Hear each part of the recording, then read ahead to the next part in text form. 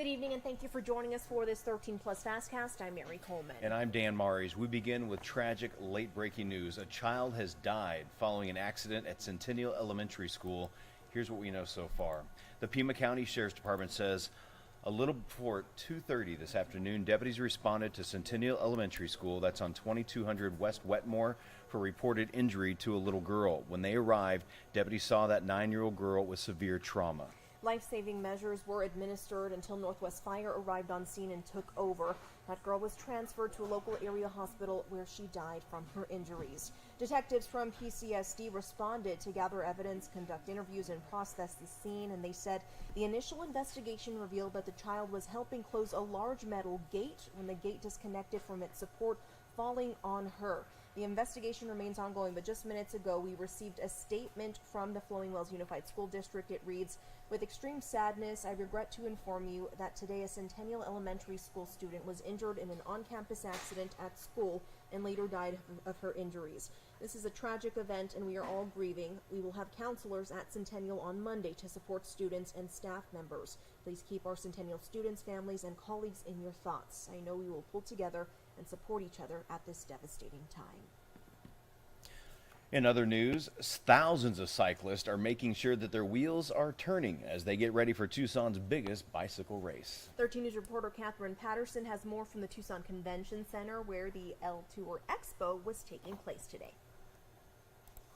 I'm super excited. I've been wanting to do this for the past 3 years, and this year's finally the year. Martin Alvarado has been training over 5 months for Tucson's biggest bike race, but the work hasn't stopped yet. While he may be ready, his bike needs some touch-ups. Whatever little things that you can get rid of to make up for lost time during the ride, it improves everything for you. Other than the mechanical failure that could end the ride, it's always nice to have something that feels good, you know? If you got an old beat pair of running shoes, you're not going to do as well in the race. But if you got something nice, if you got something taken care of, then you're going to do well. Transit Cycles says Alvarado is just one of many making this time of year so popular for their shop. We're dealing with hundreds, if not thousands, of people coming from all over the world to come and hang out with us, as well as our local community that's realizing it's pretty nice outside, and so they want to get out there. This shop is just one of over 30 bike shops in the area to choose from, each with its own unique mission for different parts of the cycling community. A community that is due a lot in part to the Tour de Tucson race. It's a huge influx of revenue. The wintertime usually is, but it's something that, you know, it's just a part of the season that we have to deal with at this point. It's something that we anticipate, and it's something that we look forward to. And a community that Alvarado says is happy to welcome him. So they've all been giving me tips on what I should be doing to prepare for the race, what I should be doing during the race, how to stay hydrated. So no, everybody's just been helping me, people that I know and don't know.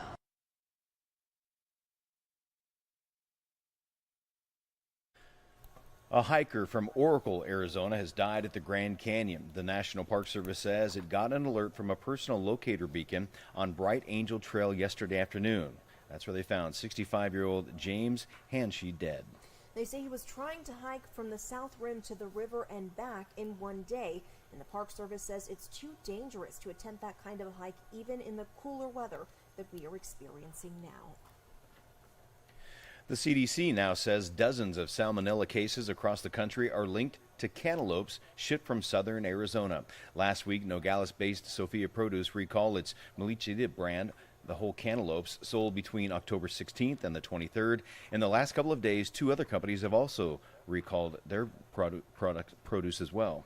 And whole cantaloupe products that used melons from the Nogales company as well. The CDC says 43 people have gotten sick in 15 states. Arizona has the most cases with 7. Thankfully, no deaths have been reported here. Well, as we get closer to Thanksgiving, here's something that we can be thankful for.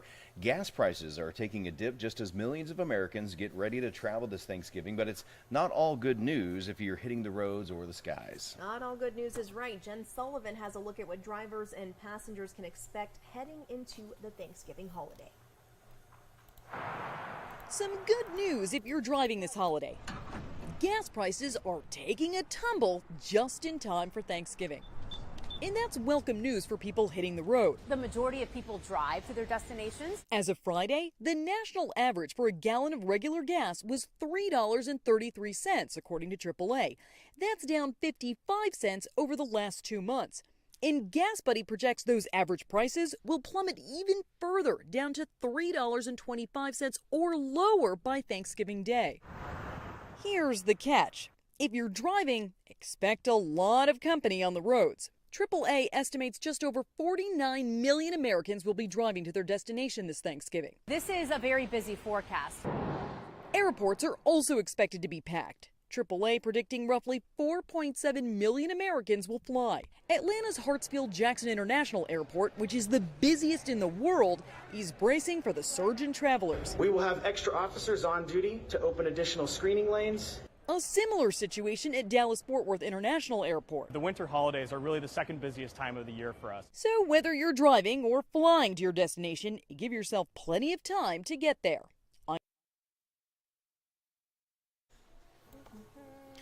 Well, no pressure for meteorologist Corey Kowitz because all eyes are on the weather. We got tailgating, football game, and of course El Tour de Tucson, and a chance of rain. Lots going on, guys. And I feel like we want the rain, but the timing. Not tomorrow. Not tomorrow, right? We got a lot of things going on that are outdoors. So, well, yeah, it's definitely a big forecast to make. But let's talk about the positive, right? We had some good rainfall yesterday. It was very much needed. How about the biggest winner, which is in northern portions of Pinal County, getting over an inch of rain. 82 hundredths in Oro Valley, which is the biggest winner in the Tucson metro area. Not too shabby, 60 hundredths of an inch in Casas Adobes, Catalina Foothills, about 44 tenths of an inch. Downtown Tucson, 2 tenths of an inch just about, and 4 hundredths of an inch in the Tucson International Airport. So yeah, the farther south you went in the Tucson metro, a little bit less rain, right? That's how it is. A lot of times the rain very, very much so varies. Very, very localized in terms of the rainfall. But let's talk about some of that rain to Tucson International Airport, right? Just 4 hundredths of an inch, but let's put it this way. It was the first rainfall that we've seen since mid-October, just about a quarter of an inch since late in September. So, yeah, it was a long time coming to see that rain. So here's the pattern today. So that low pressure, now just sitting off the coast of California, moved a little bit to the east, closer to us. You may be thinking, whoa, that should mean more rain, but the problem is the winds today were a little more westerly, mean a little bit drier air, where yesterday it was a little more south and southwesterly, affecting a little bit more moisture, and therefore showers and storms. And that's why it's running a little more parallel south of the international border in terms of that little bit of moisture and rain, not really impacting our region. I'm sure some areas near the border are feeling maybe just a sprinkle, but mostly just cloud cover for today. Now, over the next hour or two, we should see a little bit of those showers try to get into our region. The best shot of seeing any precip or rainfall will be in the southeastern corner of the state. Then for tomorrow morning at around 6 o'clock, a lot of the bikers getting ready right before the start of that race. That's when we could start to see a little bit of that rain pushing into the region, mostly for areas north near Phoenix. Then at around 11, right before that, this is when the El Tour de Tucson ends, and right in the beginning of stages of right before that U of A game, we could still see that in the region. Then about 3, we should see a lot of that move out of the Tucson region, impacting areas in the northeastern corner of our viewing area around Safford, with a good amount of cloud cover remaining through 6 o'clock, while everyone remains dry, mostly for your Saturday evening. So let's talk El Tour de Tucson a little more detail, right? Starts off at 7, at least. The main race will be cheering on Jack Cooper, our morning reporter. Oh, and John Glenn. He's gonna be riding too. So. Oh my God, I actually didn't know that. What well, thank a you. Party. Well, yes, we got 2 people at KOLD. Thanks for letting me know. So we'll be cheering those guys on. Hopefully, weather will hold up. But right now, we're looking at a 50% chance of that rain in the beginning stages of that race, 7 and 9 o'clock, tapering off to about a 40% chance by the end of the race. Also note the winds, right? You want to catch a good tailwind. Winds will be a little stronger by the end of the race, starting off from the southeast to the south and pointing directly west. So I don't know if any of you guys know the route. Maybe you'll take that into account a little bit while you're racing. Going to start in the upper 50s and in the lower 70s. Now let's talk about that other event Utah versus Arizona, a big-time matchup once again for Arizona. Let's see if they can continue to capitalize on these big-time matchups. Tailgating 3 hours before the game, around 9:30, a 50% chance of that rain in the mid-60s. By kickoff, 12:30, down to a 40% chance, and then down to a 30% chance by halftime, then down to a 20% chance by the game's end. So as the game wears on, those chances of rain do diminish. Temperatures remaining in the low to mid-70s throughout the entirety of that game. So here's what I'd recommend bringing. Rain jacket, obviously. An umbrella, right? But that's if there is no lightning in the area, no storms. Also, make sure not to bring your umbrellas into the game. They don't allow them, so that would be more of a tailgate accessory. Boots, right? Keep those feet not just dry, but also warm. And a change of clothes, especially if you be out there on hours on end, would not be a bad idea. But overall, it's a little more detail for tomorrow. Here's your hourly, right? 50% chance in the morning, 40% chance midday, then tapering off to a 30, then 20% chance by the afternoon, and then settling at around a 10% chance for the evening tomorrow. If you're wondering what the rainfall is going to look like, well, here's one model. Actually just updated right before I put it on air, so let's take a look at that. On the order of an inch to our north, but right as you head towards the south, a little bit less. But not all models are showing this. The Euro's being a little kinder to our neck of the woods, giving Tucson about a half an inch, and areas to the north around an inch like Casa Grande. And you can see both of these models, right? More rainfall the more north and northwest you go from Tucson. Less rainfall the more southeast you go. So a place like Douglas may miss out on the rain party. But here are your odds of seeing that rain tonight, tomorrow, and tomorrow night. Just look to the region you live closest to. These are your chances of rain. But let's extend out a little bit further now into the future. We'll continue to see us dry out Sunday. And how about cool down to start your week on Monday? A high of 66. That's not the low, that's the high. We warm up just a bit, making a very, very pleasant Turkey Day next Thursday for your Thanksgiving. The high of 77 and a few clouds. No chance of rain right now we're forecasting.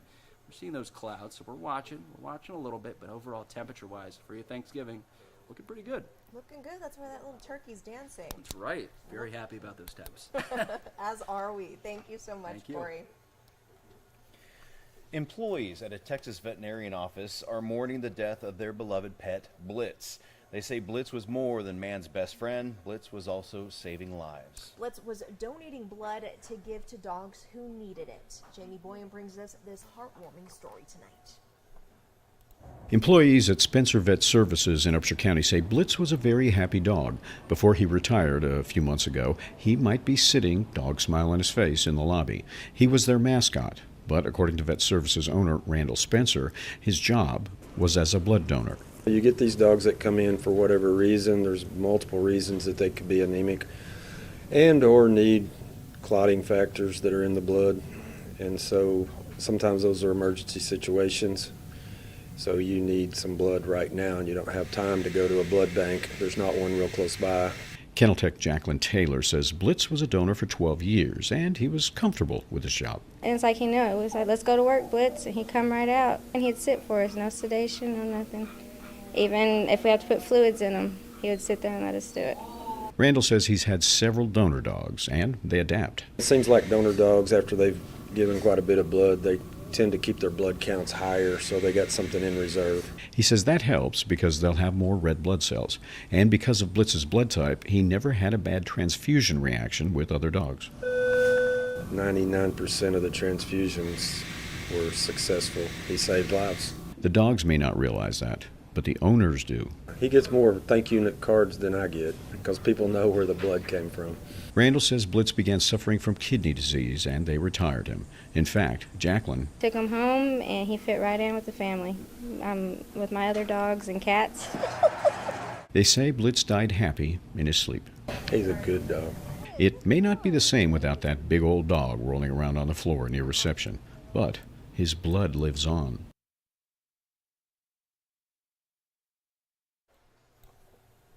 And we do want to revisit some breaking news we've been telling you about, as I'm sure a lot of you are tuning in to hear the details that we know about this, Dan. Yeah, tragedy at a Flowing Wells District School at Centennial Elementary School. That's on Wetmore Road in Flowing Wells, north of Tucson. Here's video from the scene. This morning, a 9-year-old girl was helping close a gate or open a gate. We're not sure the exact details, but was near a gate that came loose of its support system and fell on the little girl. Tragically, the injuries were severe trauma. People there at the school started life-saving measures.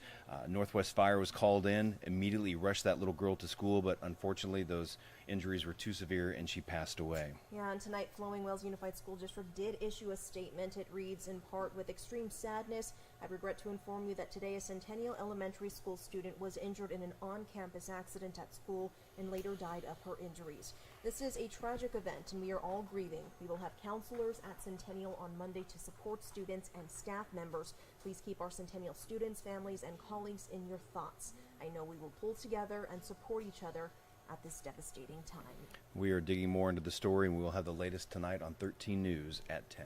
And here is our website we have up here for you. We will also be updating this with the very latest information throughout the evening. Not only this, but all of your stories. Thank you for joining us.